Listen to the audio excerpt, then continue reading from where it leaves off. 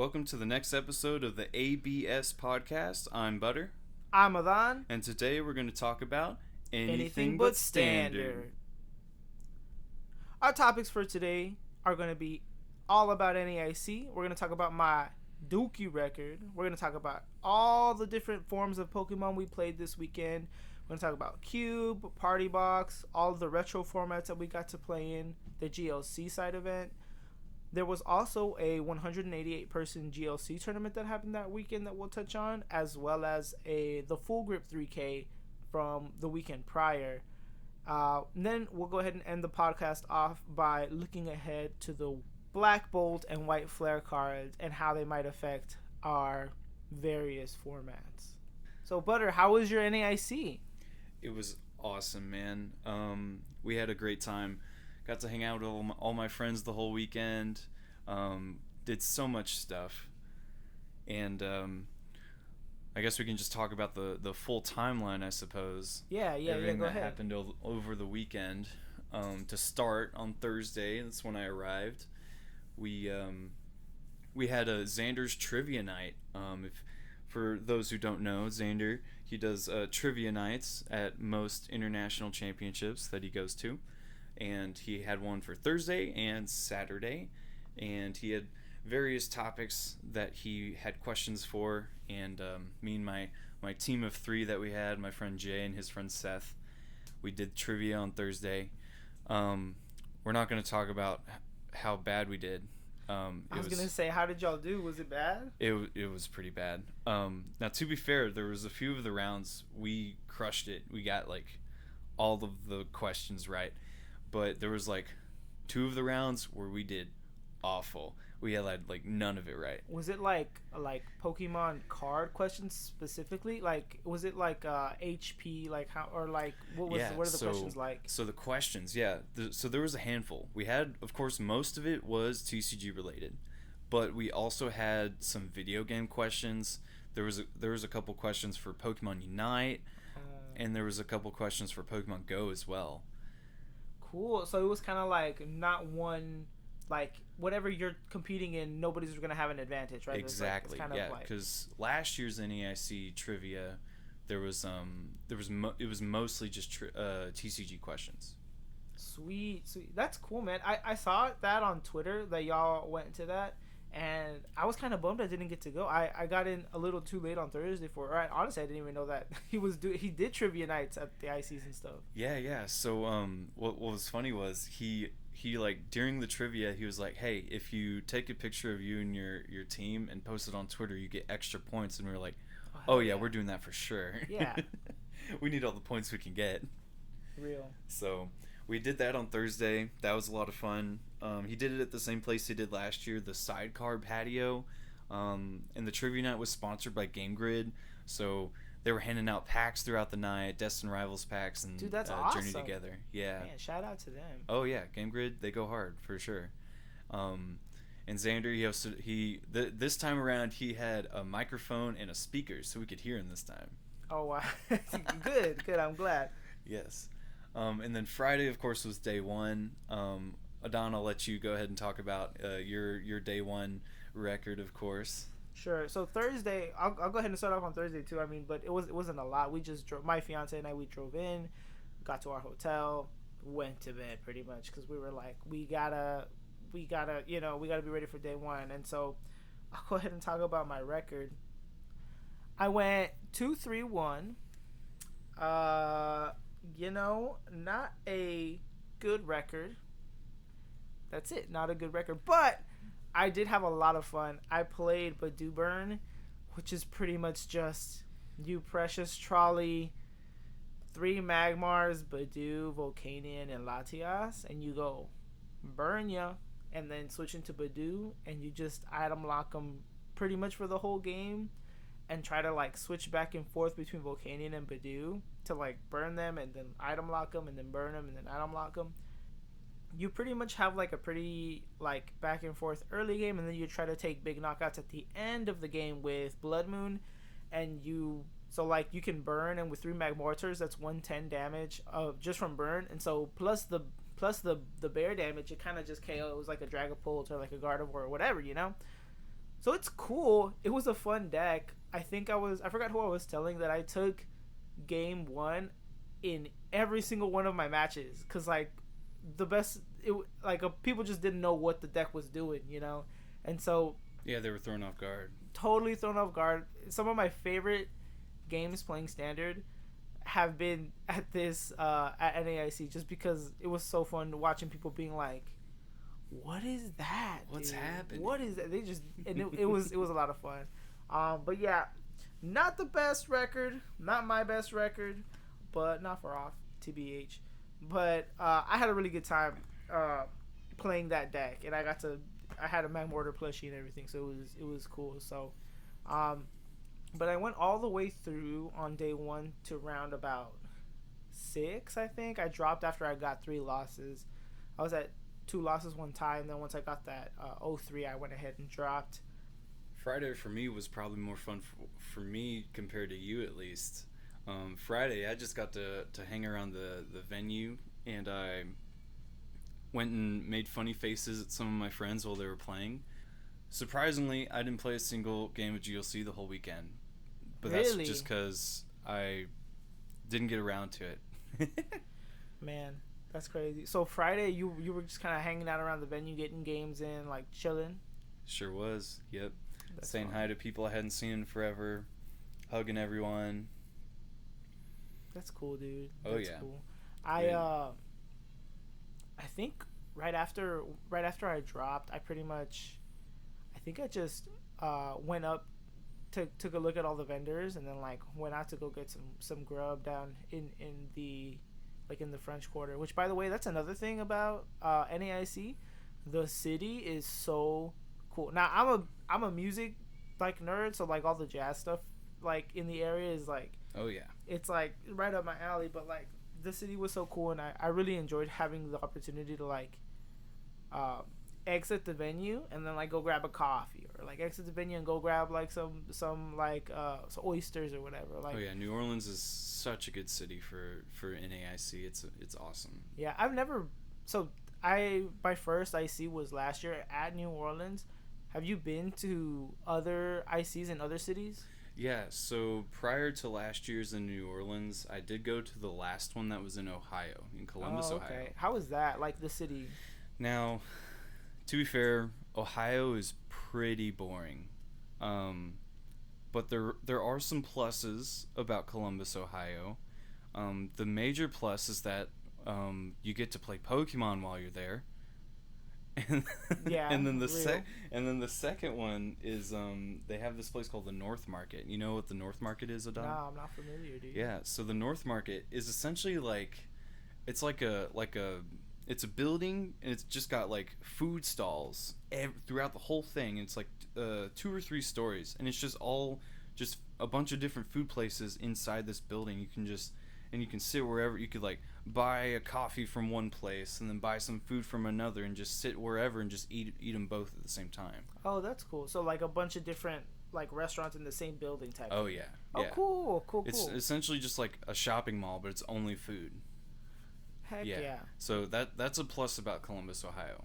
Nice. But I would rather go to New Orleans any day of the year. Yeah, than Columbus. I was Ohio. trying to think like maybe what would be a better place to have like an IC, and I'm like I'm and like this is me being super biased just because I really like all the things that go on in that city, but I'm hard pressed to think of a better place for an IC to be TBH.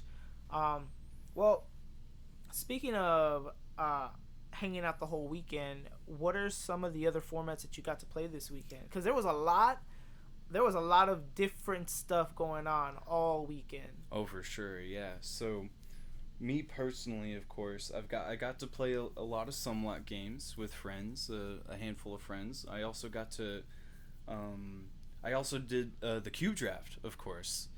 So we can talk about the Cube Draft. Me and Xander, we hosted the Cube Draft, and on Saturday we had 46 players. Man, so Friday night we went out, and we were out till actually Butter and I, we both were out on Bourbon Street on Friday night, and I didn't get back to my hotel till like 2:30, and I was the whole time I was just thinking, man, I gotta get up, because we had to be there at 8:30 for the cube draft, right? Yeah, that's why I left earlier than that to get home, because I'm the one that's like running the event. So we had gone to Bourbon. I would say we had a good time. I got to see some of my friends. I know Adon went. Where'd you go? You went to, what was it, Vampire Apothecary? Oh yeah, dude, it was this really cool like vampire themed like brooding like type of bar, and it was cool because like don't get me wrong, Bourbon Street was super duper fun, but it was like on like Canal Street, which is like a different, it was like one of the like adjacent streets, and it was like super chill and super quiet, and like the ambiance, the atmosphere was super duper cool. I got a blood bag sangria, and it came like in like a little blood bag, with Yeah, for like the a theme. hospital blood bag. Yeah, like a hospital blood bag. Yeah, yeah. So after that, of course, I left like pretty quickly from Vampire. I was like, I need to go sleep. I got to get ready for the cube tomorrow, and then so yeah, we had 46 players to the cube. We could have had 50, but Was it like it was 3 pods, right? 5 pods. Dang! Wow. Yeah, so 4 pods of 10. Wait, I'm doing math wrong. No, I'm not doing math wrong. It was 4 pods of 10, and then we had a pod of 6. Yeah. And they drafted, built their decks, and then we ran a 46 player event. And originally I was just gonna judge the event, but I ended up playing in it myself. Of course. We did 6 rounds, asymmetrical cut, and we had a total of 14 players make it into asim cut, me being one of them.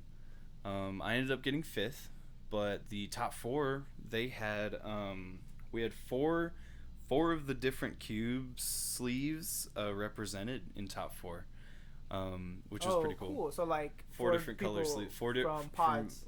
Yeah, all of top 4, they were all from different pods, which was pretty cool. Drafting pods, yeah. Yes. Cool, man. So I guess in case you don't know how that works, it's the same cards, right? The exact same cube in each pod. You're just drafting with certain people, right? So yeah, like each pod is using the same card pool. They're just separate pods. So you could draft your deck, build your deck, and then get paired against somebody that has like the exact same card as you in their deck. But at least you knew that existed because you have it yourself. Yeah, and another cool thing that, and we don't really do this when we play at our locals, but it's open deck list, right? So instead of doing a best of 3 format, which would take even longer than it already does. Yeah, we were there from 8:30 until 7. Right? Oh yeah. Yeah, dude, it was like a 12 hour pretty much queue draft. But so instead of doing best of 3, right, you like hand your opponent your deck and they get to like look through it. Yeah, it simulates the idea of a game 3. Like once you get to game 3 in a best of 3, like you've already seen your opponent's deck for the most part, so you can make better informed decisions throughout the game. Instead we cut out the first 2 games essentially and make it feel like it's a game 3. Yeah. By looking at your opponent's deck before the battle. Yeah, I think that's a really cool innovation that y'all have made with like trying to cut down on the time that it takes to play the games out, and then Yeah, we're very self-aware with how time-consuming cube draft is. Yeah. And allowing that to happen definitely made the draft way shorter, because if we had done an actual best of 3, I'm sure we would have been there until like the venue closed, and nobody would want that. Absolutely. Do you want to talk about what deck you drafted? Yeah, so I drafted a lightning deck that day, and I got 5th with it. I'll post the deck list on our Anything But Standard Twitter account, and y'all can take a look at it. Shout out. Yeah, shout out the Twitter. We just announced it follow, like, and over the weekend. One time. Yeah, follow, like, and subscribe. So yeah, I had the lightning deck. I guess I can just like go over kind of what the deck's meant to do and some important inclusions in the deck, of course. So of course, lightning being lightning, you've got Dynamotor Electric, and Magnezone, the magnetic circuit one, to accelerate all your energies in play, either from the discard or from the hand. And to supplement that, you also have Magneton, which has an ability to let you discard a card from your hand and get 2 energies from your discard and put them into your hand. So you have plenty of ways to easily power up your dudes, whether that be the Zapdos that does 190 and discards all energies from it, or the Tapu Koko when you're behind, it does 180 in total, or even the Regieleki that does 120 to a bench Pokemon. You know, you've got plenty of ways to power up and take your 5 prize cards. And to supplement that, I have like a 3-3-1 normal type line. The stage 2 being Pidgeot, which has Quick Search, the original Pidgeot with Quick Search. So you can search for any one card every turn, which is insane. And then you've also got Delcatty that lets you discard a Lightning and draw some cards. So you have plenty of ways to support and draw and like search for stuff. And then some of the more important inclusions I'd say that I was able to draft. I was able to get a Gust of Wind and Lysandre, so I had 2 ways to be able to gust things, and Dowsing Machine to get either of those cards back. And then when it comes to recovery, I only had Rescue Energy, which is the only thing I wish I had like maybe 1 or 2 more of was recovery cards. But and then of course my stadium was Broken Time Space, so I could instantly evolve into everything, which was really good. So overall the deck was very well rounded in my opinion. A very typical looking list for at least me personally. Yeah. Most of my decks look the way this list does. And it ran pretty well up until my final ASIM match where I drew bad and whiffed to getting into top 4 cut. So other than that, the deck ran incredibly smoothly the whole time. Dang. Well, speaking of decks looking like you always make them look, I do have a habit of forcing fire being my favorite type. I do have an unfortunate bias, but to my defense, I did get past some pretty broken fire stuff. Now, I'll talk about my deck too. I think that one thing about this cube is that for some players who aren't maybe used to playing control, they'll just pass the really broken control stuff that they don't really know about, right? Oh, yeah. And so I started getting past all kinds of crazy stuff. And I was like, oh, man, do I really want to be playing control? Because it's good, you know, but I also had the, like, broken fire stuff. And so I guess what I'll do is I'll talk about some of the fire stuff that I had in my packs that I pulled. And then I'll talk about some of the broken stuff that I got past that kind of started making me lean towards control. So I had both Emboar and Charizard. So I had the Deluge Fire guy, and I also had the Charizard that doubles the Burn Brightly ability, that doubles the amount of energy. Oh, that's insane. Yeah, I had both of them. Yeah, that's pretty good. I had all 3 is there only the 3 Ninetales in the cube? There's either 3 or 4, but there is a good amount of Ninetales in the cube. Well, I had 3 broken ones, right? Yeah, you had all 3 of them. Yeah. Yeah, I had all 3 Ninetales with the one with Roost Reveal, which you discard a fire and you like draw 2. The one that you discard 2 fires and you boss a guy, and the one that's a boss on play, right? So a lot of draw and a lot of movement. I had the Milotic that lets you basically play another supporter. I had the Salazzle that also has Roost Reveal to draw more cards. I had Chi-Yu. I had Heatmore that combos perfectly with the Charizard. So I had just like good fire stuff, right? Good fire stuff. Good fire stuff. All the stuff. Now, let me talk to you about what I had on the control side that I got past. First of all, I got past Tropical Beach. I was like, okay, you know. Good card, right? And then I got past Resource Management Oranguru. I was like, bro, what? And it wasn't even like pick 2 or pick 3. It was like, it had like gone around the table. I was like, oh, man. Okay. And then I got the Evo Shock Raichu. For those of you who don't know what it does, it says when you play this Pokemon from your hand, to evolve one of your Pokemon during your turn, you may leave your opponent's Pokemon paralyzed. Oh, shoot. I was like, okay. I mean, a 1-turn paralysis. You know, whatever. Like, it's pretty cool. It might come up, right? Yeah, for sure. And then I got the Sphinx that you can evo it on the first turn. Oh, that's insane. I was like, that's kind of good, dude. And then I got past de-evolution spray. Ooh. And I was like, bro, what's going on? People are trying to make me the villain today. Your pod was not drafting control. They were not drafting control, dude. And I was like, I hate drafting it. No, and I had already got like Emboar and like Charizard and stuff, so I was like, but I also didn't want to play against control, right? So I was like taking them little by little. But then, let me just tell you the rest of this stuff, right? I had Airmail. I had Snack Search Munchlax, right? Which lets you roll for any card from the discard pile, put it back into your hand, ends your turn. I had De-Evolution Spray to pick the Raichu back up and then put it back down for Paralysis Lock. I had a Sorola. I had AZ. I had Miracle Headset. That's so insane. I had like 4 ways to like paralyze lock, right? Because you can like Devo Spray, Resource Management, or Munchlax the Devo Spray back to your hand and just keep them paralyzed turn after turn after turn. I also had Lady Spokedoll, or I could Acerola it, put the Sphinx backs down, and then immediately evolve it because you can evolve it in that same turn. So like, oh yeah, Scoop Up Net too. Just so many things. Just like randomly Scoop Up Net as well, right? Like, Team Yell's Cheer as well. Like, that's nuts. So just like really, really broken stuff, like randomly broken stuff. I will say that like in theory, you know, I had the draw from the Ninetales and the Salazzle plus all the like disruption pieces, but it did not come together. And I will say like I am no control player, so maybe there was a better way to build the deck. But I had a lot of fun. I think this was the first time I drafted control in the cube, even after Atlanta.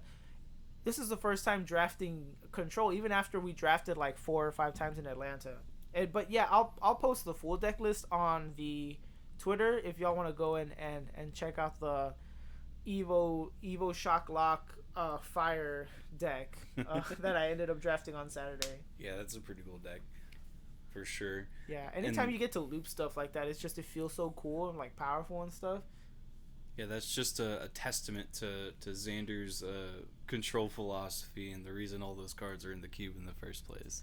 Yeah, and I think it's healthy to have stuff like that. It is healthy to have control. Yeah, absolutely. Because if nobody respects it, then it can run rampant, but when people respect it, it can still work anyways. Because there's so many pieces for it. Yeah, and when people know like of the cards in the cube, or at least know about like how good control can be when it's like untested, and like as you're passing packs around and you start seeing all those pieces, you might want to start like hate drafting some of those pieces because you don't want the control, if somebody is drafting control, for their control deck to be too busted, because then they just win, right? For sure. Of the time. Yeah. But segueing into the next part, because we had 46 players for the Q draft.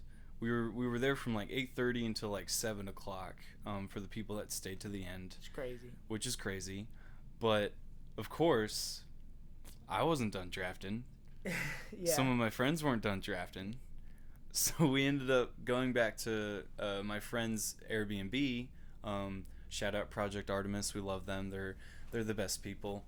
We went back to their Airbnb and we did another Q draft with 7 of us. And that was a lot of fun. We just got to hang out, do the draft. I built a water deck, I think. I didn't have like all the good water stuff. I had some decent water stuff. But Liv ended up winning that cube draft with her Baroque Fire deck that she had. It was pretty good to round out the end of the night on Saturday, for sure. So we had that, and then moving on to Sunday, Championship Sunday. Of course, people still wanted to cube that day, so we did another cube draft on Sunday. This time we had 24 people. We did 4 pods of 8. Dang, man! Wait, I mean, that's not how math works. Hold on. I wasn't gonna check. I was gonna be like, yeah, that makes sense. I don't think that's how the math works. Well, either way, we had 24 people. I said 4 pods of 8. There's no way. 3 pods of 8. That's right. Yeah, there we go. 3 pods of 8. All right. Yeah, we had 24 people. And who would have guessed it? Liv drafted another broken fire deck. This one even more broken than the nights before. She had Radiant Charizard with 4 double energy effects and Oh my both gosh. recall guys. Oh my gosh. Insane work. And to be fair, they were gonna play top 4, but they ended up just deciding not to, and then she just ended up like resistancing into first anyways, which is pretty funny. But she did technically win, so we added another council member to our Cube Council group chat. That's awesome. Because she won twice, and then also she plans on building the cube anyways. So we've got another member to build the cube. That's awesome that you guys have like that community to specifically like tailor make the cube for optimal like experience, right? Like gameplay experience, cube draft experience. With the group chat, we're able to whenever new cards get revealed, the group chat just starts talking immediately about how good it would be for if we added it into the cube, what would we cut. Whenever a new setup comes out, we always add cards. So having a handful of people, all like-minded people that have won the cube previously or are building or have the cube built, being able to talk about it just on demand essentially is definitely a really good resource. Because we had added, with this weekend, we added Destined Rivals cards beforehand. So we had some new Destined Rivals cards. What Destined Rivals cards did y'all add to the cube? Yeah. So we got a few. We added the new Medicham. For one fighting, it does 50, and then 120 more if you have the exact same number of energies on your Medicham as your opponent's active Pokemon, which is just really good. I would say like 90% of the time, it's going to get to do the extra 120 damage. So that's just a good card. We added the new Annihilate, which was the mainstay of my fighting deck I drafted for the 24-man on Sunday. Oh, cool. So you even got to use it, too. I did get to use it. I got 5th again. The card's nuts. Yeah. Let me tell you why. The reason we added this card in the first place was because there's a lot of Earthquake guys in the fighting types. Yeah. Like there's a lot of dudes that are doing damage to your own bench guys. So it's the very... Excadrill that trickles 20 damage to your bench with Earthquake and... Yeah, so not Excadrill. There's the Donphan that does it. There's a Steelix that does it. And there's a Whiscash that does it as well. Yeah. But not just that. The Lucario that has Roaring Resolve, right? Its ability says you can accelerate a fighting energy from your deck to itself, but you put 2 damage counters on it. And then you just go and evolve it into Annihilate, attach for turn, and now Annihilate's ability gets activated, because Annihilate says when it has 2 or more damage counters on it, your attacks do 120 more. Dang. So its own attack does 280 after the ability's effect. Dude, that's crazy. Because, when I read that card initially and you were telling me about it, I was like, that's cool. But, like, and to be fair, I was thinking about it in the context of GLC. Like, I think nowadays, most of the time in GLC, you're just kind of, like, knocking stuff out. For sure. So I'm like, well, how do you get the 2 damage on there? But that's a really cool example of how, like, being in the cube with mutant evolution, the mutant rules, you can just do so much broken, like, crazy cool stuff, man. Don, you ain't even ready. Let me blow your mind even more. Blow my mind, man. Because then you can use then you can use the Relicanth that lets you use your previous Evo's attacks. Oh, yeah, dude. I love that card, bro. Which means Annihilate's ability is adding damage to other attacks underneath him. You're right. Which is nuts, right? Dude. So you have that, which is what I had in my cube deck. I had Relicanth. But you can also use, because we have Shining Celebi in the cube, there's a Memory card. Energy, there's a Shrine of Memories. Yeah. You've got those, so there's plenty of ways to be able to abuse that mutant and plus the recall effect sort of thing. Yeah. That's one of my favorite, like, it's not a gimmick, I guess, like, ways to play the cube is, like, the building your guys up. Like, one of my favorite examples is, like, the Spiritomb. The dark Spiritomb that lets you, like, build Spite, and then it does 30 damage times the number of damage counters plus 10 or something like that. And then you, like, evolve it into something that's chunkier, right? And then you can, like, do more damage that way. Or, like, one of my favorite things to evolve it into is that Ariados that lets you gust something. So you, like, build spite, build spite, build spite, evolve into Ariados, go something, and then you can still use the Spiritom's attack, right? The Anguish Cry, I think it is called. Yes, let me tell you, there was this cool thing that happened over the weekend, or on one of the days for cube drafting, because so Xander, when for coordinating trivia stuff, for coordinating cube stuff, he has a Discord. Shout out Xander, Xander's Discord. If you want to check it out, we'll probably have a link somewhere you could find it. But he created a channel after the weekend for cube yapping. So we've been having people yap about the cube. But I noticed in the channel somebody had talked about during one of their games, right? They were playing. They had dark types. They drafted a dark type deck. Yeah. They had the Guzzlord that has Red Banquet that lets you take an extra prize. Yeah. But then they had Shining Celebi on the bench, and they evolved it into Mindjack Zoroark, right? And that's important to the story because their opponent had Ditto in the active, the fossil one that says, "Hey, this Ditto is an exact copy of your opponent's active." So previously it was copying Guzzlord's stats. So it was a 150 HP Guzzlord. Yeah. But then they evolved it into Zoroark, and the Ditto became Zoroark.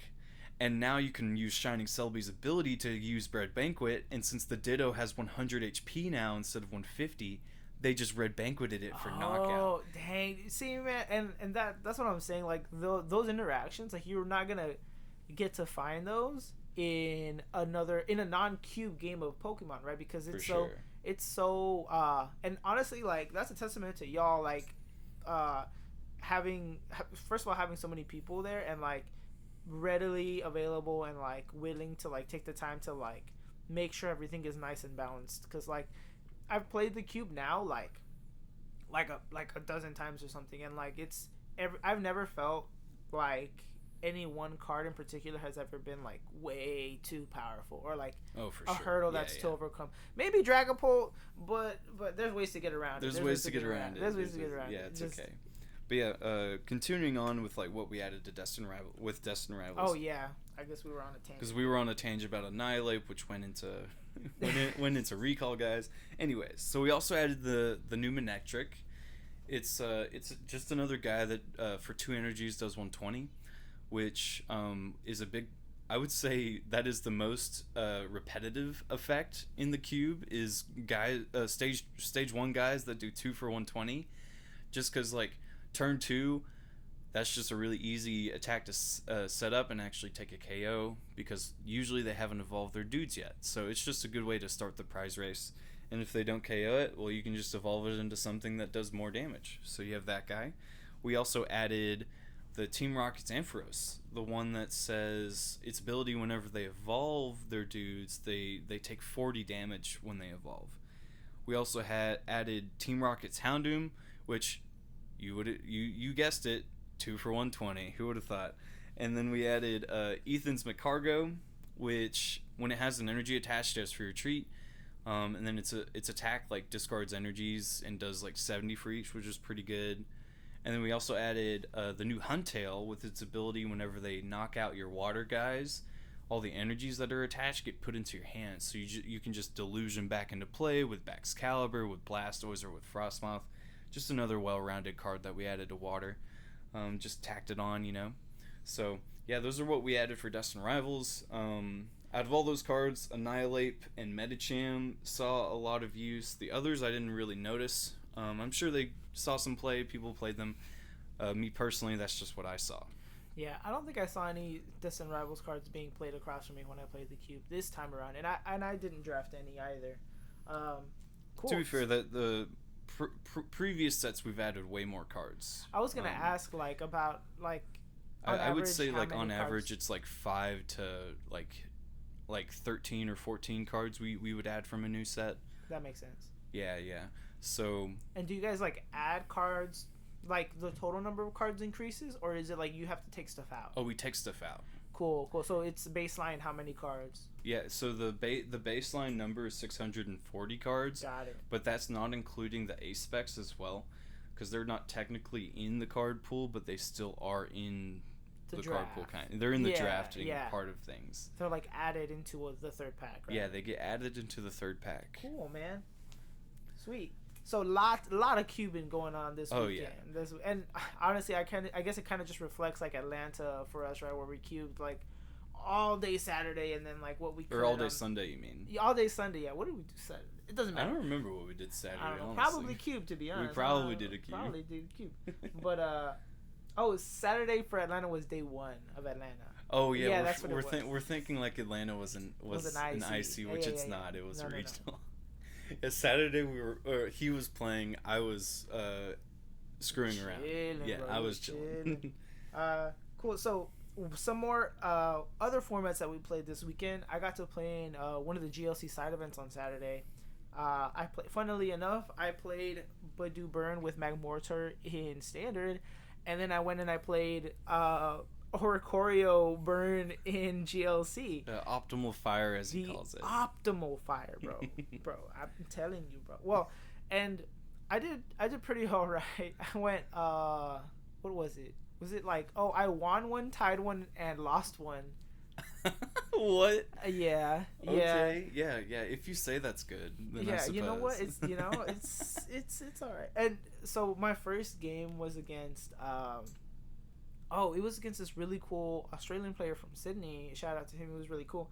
And he was playing Dragon, and bro just knew how to play against control, cuz the burn deck that I have is pretty much just Oricorio, like with Lux Cape and like Magmortar, and like you switch around your opponent's guys, burn and confuse them, and then you like let Oricorio take a hit, and then you just penny loop the Oricorio with the Lux Cape essentially.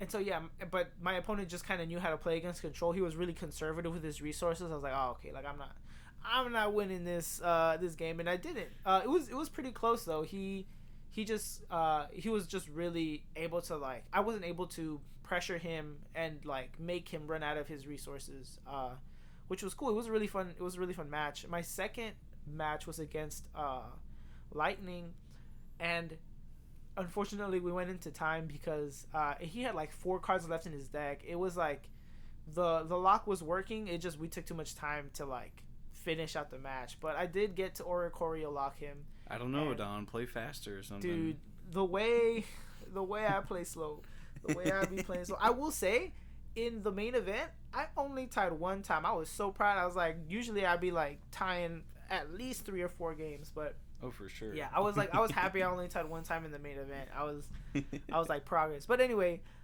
so we went into time and it ended up being a tie, and you know, but the Oricorio lock worked, which was cool. And then my very last game, it was against Water, and I ended up winning that game. Yeah. Because he was kind of like, he was using his resources, not he was like, he used his switch effect, and then he was like deluging water onto like different guys, and so I was kind of able to like kind of maneuver his guys in a way to where he couldn't move, and then I was able to stick he was down to 1 card in his hand, and then at that point I was able to just stick one guy in the active, burn him to death, and then it was pretty funny at the very end of the game. I kind of whittled down his board to just Blastoise in the active, but it had a Lux Cape on, and it already had a little bit of damage on it from like taking burn damage or whatever. Yeah. And so what I ended up doing to win the game, to KO the last Blastoise, because I don't know if y'all know this, but you can't Captivating Salsa something up from the bench if they don't have anything on the bench. So, and I had like 2 prize cards left at that point. So if he like was able to get another guy down, deluge onto him, you know, move stuff around, then I was gonna be in a bad spot. But luckily I think I Arvind or like I Guzma or something. I was able to search the deck. I think I searched the deck last turn for Blower, and then last turn I had Lucamine to get back Welder, and then I welded 2 extra energy onto the Oricorio, and I heat blasted his Blastoise, dude, to death. He blasted his Blastoise to death, and then he like ran out of dudes, and I won. Of course. I was like, ain't no way Heat Blast has won me 2 games. Heat Blast is my worst enemy. Heat Blast your worst enemy, dude. I was like, I thought of you immediately. I was like, this is gonna be a hilarious story for the podcast. But Yeah, I was really happy with the way that the deck played, and we joke a lot about it being like a Dookie deck because I think when I play it against Butter, he just knows. He pretty much knows the 60, I and know like how to play against it. he knows exactly how to play against it, and with all of the types I have built. Yeah, with every type he has built, and so like, and the other thing is that like, there's just so many like resources for switch effects in GLC. So like, yeah, like Floatstone, you got just like switch card, you got Pokemon with effects that let you switch, all right, like, and so you got Guzma. So there's just like a lot of effects that are not good for the type of for my deck's game plan, and like most of the time when Butter and I play, the deck is bad. But I think in like a vacuum, when like we play against people that have never played against it. Yeah, when you're playing against people that have never played against it, and we were talking about this in Atlanta too, that it has the potential to do better. So I was glad that I was able to get some locks in on people in sure. GLC. Oh yeah. So moving on to Sunday a bit, because Sunday we did the Q draft, but we also after that we were gonna do another Q draft at Artemis's Airbnb a second time, but we didn't end up having enough people that wanted to queue. People were sleeping, people were doing whatever. They were some of them were getting a little partying in. They were playing this random board. I don't even know the name of the board game. They were playing some board game. They were getting drunk. They were having a good time. But anyways, that's besides the point. As one does in New Orleans. Oh, of course, yes. But me and a couple of my friends, we were playing with the party box. And so with the party box, dude, I don't think we talked about the party box last podcast, right? Yeah. I can. We can talk about the party box a bit this time. So, I don't know if we did last time, but yeah, let's start off talking about what it is, like how you play that format, because this has been some of the most fun I've had, and I think I said this last podcast too. This has been some of the most fun I've had playing Pokemon, like non-competitively, in a minute. So Party Box is a stack of cards, an undefined number of cards. It's just like a big old stack of cards, right? How many cards do you have in your party? Do you know how big your deck is? Somewhere over 300. Like 300-ish, 50 cards, something like that. I'm gonna add more soon. Yeah, it would, like, you're gonna chuck another 100 in there. So basically, what happens is that this is built for a multiplayer pod, right? Some of the we recently played it as a 4-man pod. It's kind of like Commander, right? So you can attack any of the other 3 players, right? And prize cards are reversed, right? So if you're playing multiplayer and I attack Butter, and Butter's dude dies, he takes a prize card, and when he's out of prize cards, he loses, right? So it's like everybody kind of has a life, and that kind of introduces this element of like, oh, well, he's about to die, I should probably whittle down this other guy. And so you kind of leave the person who's already losing alone. And then it kind of creates this interesting dynamic of politicking that's not present in pretty much any other format of Pokemon that I've played. How you play the actual party box is everybody shares the same deck, everybody shares the same discard pile. Everybody draws 7. Anything is a basic, so Rayquaza VMAX, you can put it down as your basic. Charizard, it's a basic. Just put them down. Whatever. And everybody kind of goes around the table taking turns, and any of the cards in your hand you can turn into energies, right? So if you think there's a card in your hand that you're not going to need or you're not going to use, you can just play it down as a basic rainbow energy. Yeah, there you go, a basic rainbow energy. You just turn it face down and attach it. So you also share a discard pile, and because anything can be an energy, anything in the discard pile can also be an energy, or is considered to be an energy. So things like energy retrieval just get you 2 things out of the discard, and because you share a discard pile, it's just another huge stack of cards you could have access to. Resources. Yes, and you could use superior energy retrieval to get them back. You could use Clara, Lana's Aid, Starmie's space beacon ability. Starmie's broken in Party Box. Lavencia, right? Like the stadiums. Yeah, Lavencia, Mount Coronet, which is just like metal type Lavencia. Yeah, it's super. So that's kind of how you play the party box.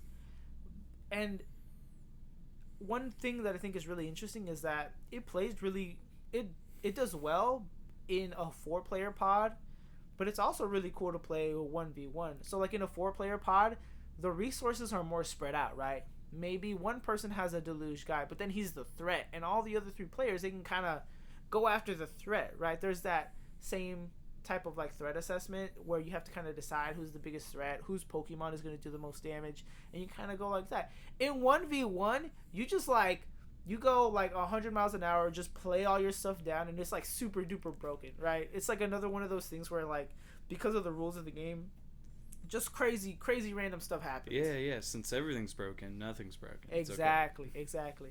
And it's just cool to, and you can get a 1v1 game in like 30 minutes or something. Oh like, yeah, for sure. Yeah. I'm trying to think of a really interesting interaction that I've had in Party Box. Oh, one of our friends, Noah, he looped superior energy retrieval and regular energy retrieval to put all of the discard pile into his hand. And it was late game, so like the entire deck was in the discard pile for the most part. Yeah, like some 300 odd cards or something. And he, for game, attacked whoever it was for game with Goldango. Was it Goldango? Yeah, it was Goldango. It was Goldango, and so you just since everything is an energy as well, you just discard your whole hand for. He ended up doing 14,400 something damage. I'm so glad you remember the number. Yeah, 14,000 damage or whatever. and so it's just so funny, and because everything's an energy, it creates those like. It makes certain cards better, right? Oh yeah, it just makes like the worst cards actually pretty good cards. Like Interviewer's Questions, you look at the top 8 cards of your deck, and you take any energies you find there, reveal them, and put them into your hand. Since everything's an energy, you're just drawing 8. Yeah. Or like since you're doing multiplayer, stuff that counts benched Pokemon is just broken. So like Steven's advice, you draw a card for each of your opponent's Pokemon that are in play. Right, so if everybody's got a full bench, you take like... Yeah, so the most that's been drawn with Steven's advice up until now has been 29 cards. Yeah, so you just take a whole chunk at the top of the deck. Just draw some cards, you know? Or like Palkia V-Star's attack, that... Subspace Swell, that it just counts the amount of benched Pokemon. It counts everybody's benched Pokemon. It's just counting everything. Yeah. So what me and Sky, my friend Sky, shout out Sky, we love her. We had played at the B&B. We did a 1v1, and we got to a point where I was able to loop energy retrieval and superior. So I was just like looping the whole discard pile into my hand every time it came to my turn. And it was like 3 or 4 turns in. Sky's just like, "Don't you have Scoop Up Cyclone?" I'm like, "Yeah." And she was like, "You could just loop, keep picking up Decidueye GX and using Feather Arrow, and then keep using Feather Arrow to do 20 damage to all my board, and eventually just knock out everything infinitely." And I said, "Oh, I guess I'll just do that." And then I won the game because of it. By Decidueye looping the... Just looping Feather Arrow 20 over and over until eventually all of her Pokemon get knocked out. Dude, that's so cool. Yeah. And she had to point it out to me. I didn't even realize it's something I could have done. She pointed it out, and I'm like, "Yeah, I guess I'll just do that, and we'll go to the next game." What's another card that it's like, and that's what I'm saying. Like in 1v1, you can just do broken stuff like that. But like in a 4-player pod, somebody might use like a Laventia or like a something to take one of the cards out of the discard pile so that other people can't abuse it, right? Oh yeah, that's one of the interactions with something like Dynamotor effects, like the Electric, Flaffy. You can accelerate an energy, of course, which is good, but you can take some card like Energy Retrieval, Lysandre. You can take it out of the discard pile, attach it to one of your Pokemon, and now people don't have access to that card anymore. Yeah, that's another layer of like gameplay mechanic that this type of a format kind of allows you to think about, right? Kind of denying people resources from the discard pile this time. Oh, for sure, yeah. So that's one of the cool things about the party box. Of course, it's just like messing with everybody's discard pile in some way, shape, or form. And the cool thing is, this is just like cards you had laying around, right? Yeah, I just like one day. Well, I saw this guy on Twitter. His name's Ashton. I think Ashton Wilf, or it might be Wolf. Let me double check. I'm gonna double check. I don't wanna get the name wrong, and then we just then I feel bad. He Ashton Waite. That is his last name. Sorry. So Ashton Waite, shout out him.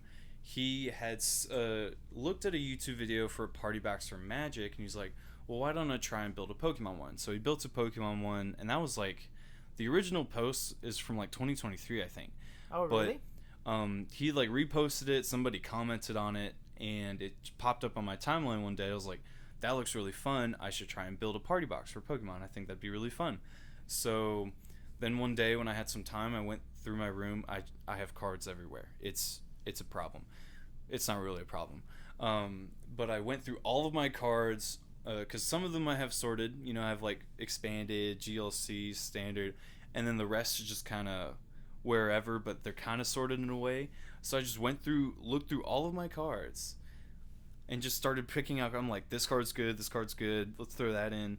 And eventually I ended up with like 300-ish cards, and then I started looking on pkmncards.com and just started looking for cards I didn't have copies of. I was like, I want to add these eventually when I can get them, and just built the party box. Went and bought sleeves for it like the week after that, sleeved it up, and the rest is history. Just started playing. Playing party box. It's been a lot of fun. Do you have any cards that you think you're gonna add from Destined Rivals, or that maybe you haven't added yet from Destined Rivals that you're thinking about adding? Oh yeah, let me take a look, because I have a working list. Let me see. Because it's just cool how cards, like, they just interact differently when they're like in a multiplayer format with these types of rules, right? Oh, for sure, yeah. When it comes to Destined Rivals, I don't have anything specifically saved, but real quick I could take a look and see. I feel like I did add some stuff. Oh yeah, I added the new Hydrapple from Destined Rivals. Oh yeah, Hydrapple, dude. We've played with that one before. Yeah, you discard 6 basic grass energies. Of course, everything's a basic rainbow, so you just discard 6 cards from your hand, and it knocks out your opponent's active Pokemon. It just knocks it out. I also added a Rabska EX. For grass and 2 colors, it does 20 and then 90 more for each energy attached to your opponent's active Pokemon. So even if they have 2, you're already doing 200. Yeah. 3, you're doing 290, which KOs pretty much everything. So Rabska's just a decent attacker. I also... Oh yeah, I added Dondozo EX. For 2 waters and a colorless, he does 120, but you can choose to do 120 more, but it does 50 to himself.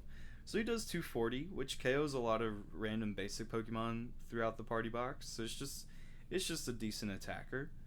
And then I want to say that's all I added. Oh, I added Team Rocket's Golbat and Crobat. Oh yeah. Because one thing we didn't mention from the party box, whenever there's cards that say when you play this Pokemon to evolve whatever Pokemon, in the party box, since everything's a basic, you just ignore that part of the text. Just whenever you play it down, it gets to do its thing. So Golbat gets to put 2 damage counters on a guy, and the Crobat gets to put 2 damage counters on 2 different guys. So that's just extra like damage modifiers that I added, because I have some of the older Crobats that do the same thing. And another card I added, because when I spectated NAIC this year. I didn't last year, I did this year. I had a lot of fun. But with spectator passes, they give you two packs of the new set. So I got to open 2 Destined Rivals packs, and I pulled Team Rocket's Persian EX, which is a pretty funny card. I read it, I was like, oh yeah, I'm putting this in the party box. Its first attack, for 2 colors, is called Haughty Order. Reveal the top 10 cards of your opponent's deck. You may choose an attack from a Pokemon you find there, and use it as this attack. And then shuffle the reveal cards into your opponent's deck. So you can just like look at the top 10 cards, find some random attack from some random guy, and then use it as that attack. Could be anything. Literally could be anything. Palkia, it could be Metronome, it could be what's the best attack in the deck, you think? Maybe Goldengo? It's probably Goldengo or like Grafaiai, which Grafaiai does like a similar effect to Goldengo. But yeah, those are the cards I added from Destined Rivals. The other than Persian, the others have like actually seen a lot of play when people draw into them. Of course, I just added Persian like today because I just realized I had it. I was like, oh yeah, that's actually a pretty good card for the party box. So that one hasn't seen play yet, but I'm sure it will. I mentioned metronome in the party box, and like it's really cool when it's a 4 player game. But that made me think about the Zoroark break. Oh yeah, And so I have some breaks in the queue or in the party box. One of them being Zoroark break. It's attack. I think it's just called foul play. For a dark energy, you get to copy one of your opponent's active Pokemon's attacks. Well, the way that works in the party box when you have more than 2 players, you can copy an opponent's active Pokemon's attacks, but then use that attack against somebody else if you wanted. yeah, yeah, and notably, since breaks are like kind of just there. They're meant to be put on top of cards. Yeah, but since we're counting them as basics, They don't have printed retreat cost. They don't have printed weakness or resistance. And to be fair, none of them have like huge HP, so they're pretty easy to knock out without like weakness. But they just all have free retreat. They're just all pivots, which is pretty cool. And so that's how breaks work in the party box. But yeah, cards like that copy active Pokemon's attacks are really cool. They're also just really good. They're usually energy efficient. Most of them cost 1 or 2 energies. 1 or 2, yeah. That's the party box. We have to talk about that. It's a lot of fun. Got to play it. So we got to play Cube. Oh, a lot of Cube. We got to play Party Box. We got to play GLC. But there was Sumlot as well. Oh, you got to play some Sumlot. I did not get to. Yeah, I got to play Sumlot with my friend Hal on, I want to say it was Friday. And then I got some more Sumlot games in, actually Monday, post NAIC technically. Because some of my friends were still in town, and so was I. So I was like, oh, we'll play some Sumlot. That's such a good format, dude. Yeah. And I guess that's a good segue to talk about all the different events that were going on at NAIC that we didn't get to play. Like, we're the Anything But Standard podcast, but even we did not get to do we didn't get all to do of all the stuff. things. Yeah, we were too busy cubing the entire time. For the most part. There was a 2010.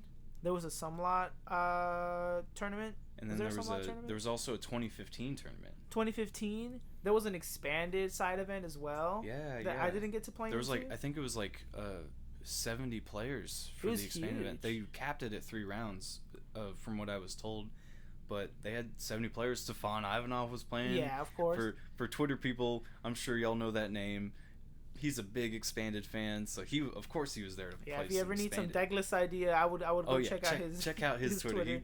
Well, actually, I think he's more active on Blue Sky now. Oh, cool. Yeah, okay. yeah. So if you want to check out his Blue Sky, that he'll post on. Sometimes he posts on Twitter still, but most of the time he's posting on Blue Sky. Yeah. But yeah, so there was the expanded event. There was an Eternal tournament too that I saw on Twitter. Oh yeah, there was an Eternal. I haven't even jumped into Eternal yet. Dude, I bet you'll never guess what got second at the Eternal tournament. I bet you'll never guess. I see, because I've looked at some Eternal lists, so I kind of know a little bit. But if I had to guess, I would say it was probably Charizard Pidgeot with the lightning type Pidgeys that you can Miraidon into play. No. You'll never guess. No. I'll give you one more shot. One more guess. Let me it's not Gardevoir. It's not Gardevoir. That would have been a good guess though, to be fair, cuz Monkey kind of goes hard. Maybe it was the Deluge Blastoise, but the old Deluge that can't be shut off by the new abilities. That's funny. But no, dude, it was Festival Lead Diplin. Hey yo, Festival Lead Diplin, bro. Shout out Jared Grimes, who got day 2 with Festival Lead. Bro, Festival Lead, I guess cleaning up all the at an AIC. Dude. Apparently. Dude, I looked at the list and I was like, what? What are they even playing in there? Here, let me pull up the list. They're playing Ditto. They're playing the Lilligant, the new Lilligant. Oh, the Lilligant that adds damage? Yeah. Oh, that's so I guess insane. it stacks with the attack. But you could do that in standard, I guess. You could do that in standard. Yeah, let me take a look here. Let me see what they're cooking. I know first place was Rapid Striker Shifu VMAX. That sounds about right. Yeah, I was like, yeah, that sounds about right. It's good. Oh, they're playing the Minun with Minus Charge. That's in the cube. For anybody that doesn't know, Minun's the original Pheasantipede EX. But it only draws 2 cards, but it is a 1-prizer. So that's the cool thing about Minun. Yeah, this is a pretty cool deck actually. It's pretty much just clear cut festival lead in Eternal format. Yeah, I was like, what? And Yeah, I was trying to Claydol look. Cosmic Power for draw, which best draw in the game. So Yeah, I was looking at trying to like figure out like the trick. I was like, what's the trick to the list? it's just festival It's lead. just festival lead, and I Yeah. guess that's good enough. Cynthia's Garchomp EX got fifth place. Oh, at that's the- cool. Yeah, it was super duper cool. And they were playing I like mean, they could play Strong Energy, can't they? they can. Are they play playing Strong Energy? They played a 4 of Strong That's Energy. awesome. They're playing pretty much all the standard pretty much all of the like eternal goodies, and they're also playing a one of Holland's Magneton, the energy, Yeah. to add The one that to, like you attach it to Double Rainbow, and is that the one? Yeah. And then sixth place was Magnezone box with Miraidon and Some lightning guys. so just lightning guys. Seventh place also was lightning guys, Turbo Miraidon. type Lightning stuff. just kind of works. Yeah, lightning It works just in a kinda lot. works. It works in like every format. Yeah, looking at these lists is so cool. It's just like all the broken stuff that people can play is so fun. It's so cool. But yeah, they also had that 2015 event. It was being held during the cube. We were still cubing on Saturday, but they did set up right next to us, so I did get to watch some of the games, which is a lot of fun because I missed out. I brought my 2015 deck and everything. I was prepared. I was gonna play Spinning Turn Dawn Fan, but spinning turned on. my boy, my namesake, if you will, like Hey, the it's on guy. the logo. It's on the logo. That's our guy. We like him. I was gonna play that, but then I was like, I gotta do the cube. I can't do both. I can't be in two tables at once. But I think they had like almost 30 players for 2015. I think it was 20. I'm thinking there was one that You're had thinking like, of 2010. yeah, 2010 had like 99 Yeah, players. or something. there was a 2010 event on the Sunday of, but that was officially ran by NAIC or by like the organizers for tournament NAIC. organizers. So yeah, they had a 2010 event, which was pretty cool. I had some of my friends that played in it. Instead of cubing, just by the way, I love you guys, but come on, guys, cube. But that's okay. 2010's fun too. I don't have a 2010 deck built, so I didn't plan on doing 2010. Because I know they didn't allow proxies, but they did allow like the celebrations reprints at least, so that was good. That's good. Yeah. So they did get to do that. Is there one side event that you missed out on that you wish you could have gotten into? A side event or like player ran like tournament? I really wanted to play 2015. Honestly, I really wanted to announce Spinning Turn in 2025, and I didn't get to. But that's okay. I think That's for okay. me, it was probably expanded. I've always liked the format ever since Pokemon Online. Like The like Pokemon- PTCGO. PTCGO, yeah. The yeah. OG. The OG, yeah. Since Pre-live? Pre-live, dude. Pre-live. Ooh. Yeah. I've always liked RIP expanded. PTCGO. Dude, My goat. Rest in peace, my goat. But Crobat's my favorite Pokemon, and we found this list a while back about with Crobat VMAX switching into the Arbok, Team Rocket's Arbok. so like they can't play dudes with abilities, and I was like, wow, another chance to play Crobat.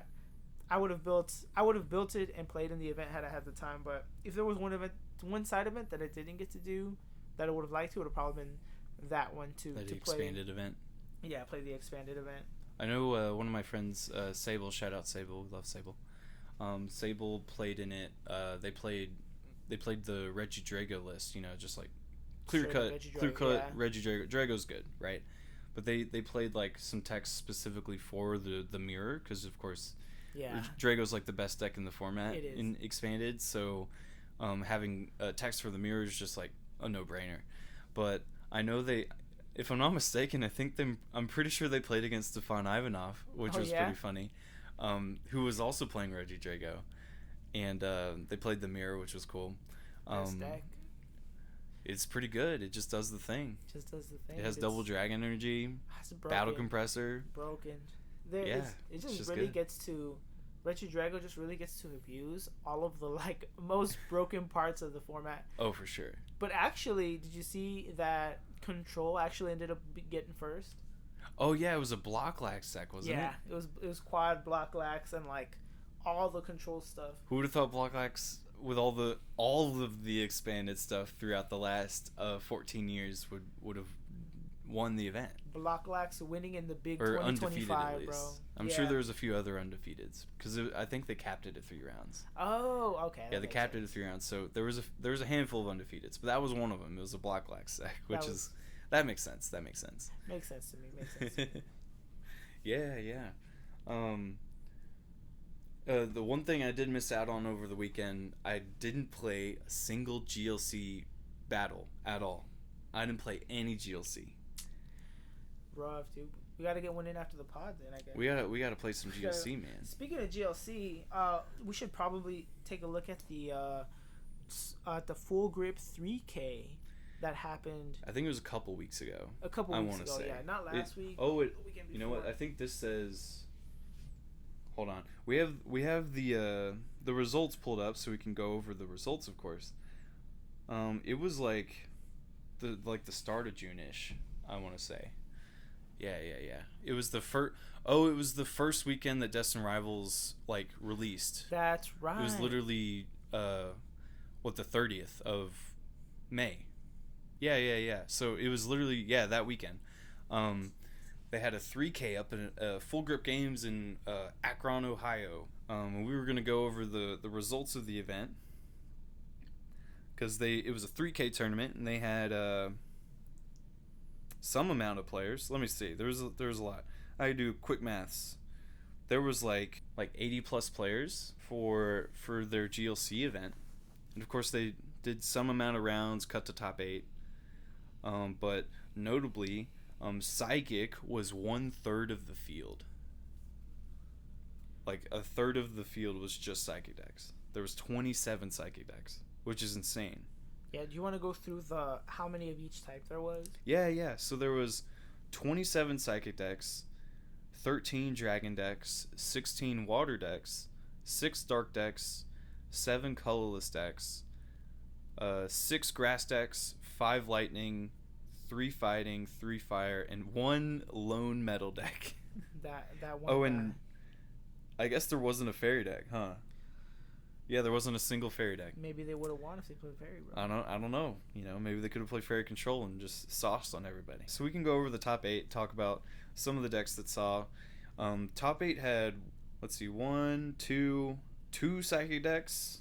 2 Water decks as well. So there's a handful of things. We had a Monkey Dory Psychic list with just like good Psychic stuff. You had Lightning Spread.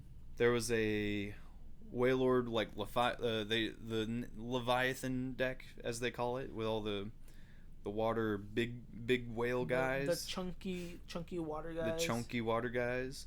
There was a Drago or a Dragon deck with like just the basic guys with like the Reshiram that accelerates energies and stuff like that. The new Raging Bolt from, I think it's Stellar Crown. Hello, ABS podcast listeners. This is Adan talking to y'all in post.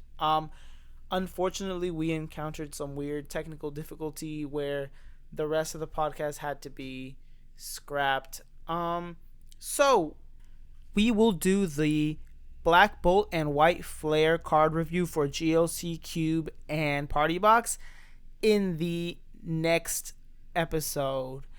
Again, I apologize. It's unfortunate that the rest of the podcast had to be scrapped. We are both new at this, and we just appreciate y'all's patience. And if you made it all the way to this point in the podcast, I thank you very much. We hope that you enjoyed what you got to hear. And if you did like what you hear, make sure to follow us on all the platforms. And I guess this is just Adan this time. Hoping you have a fun time playing anything but Standard.